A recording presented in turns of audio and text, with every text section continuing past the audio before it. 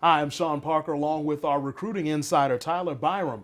And Tyler, you had the chance to cover several young men for the recruiting insider, and we just want to take a couple minutes and talk about them. And starting off with Ryan Allen, the junior from DeMatha.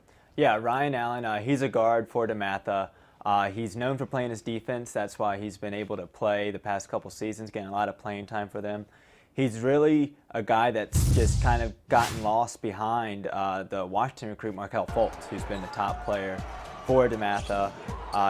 However, Allen, though, he's been playing quite well. He averages almost about 10 points a game. He's had 19 points in a loss against Gonzaga earlier in the month. Of course, he is the cousin of Terrell Allen, a former player from DeMatha, plays for Drexel now. They're essentially brothers. That's how their grandmother describes their relationship. But the reason why I wrote about him is because he recently got an offer from George Mason, and that just is starting to add up. His number of lists is only a junior. He still has plenty of time to decide, but with George Mason is also American, Mount St. Mary's, Manhattan, the University of Alabama, Birmingham, and Towson. So he has a lot of options for himself going forward. All right, there's a lot of talented young men in the DMV. Another one of them that you had a chance to cover is Vado Morris, the sophomore out of Bullis. Yeah, Vado, he's another fantastic player, and one thing that drives Vado is he is very focused on being a good player. He doesn't settle for anything. He's always looking to get better. His coach loves that about him, and he's only a sophomore, so he has a long way to go. He has a lot of playing time, and he played last year as a freshman for the team, for the varsity team. He really got a huge opportunity earlier this year for Bullis.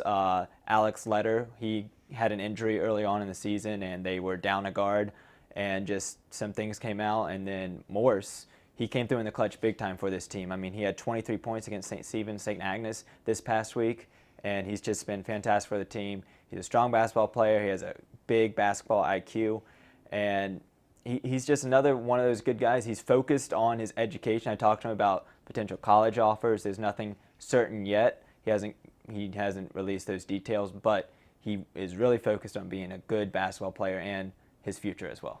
All right, and you talked about his game against St. Stephen's, St. Agnes.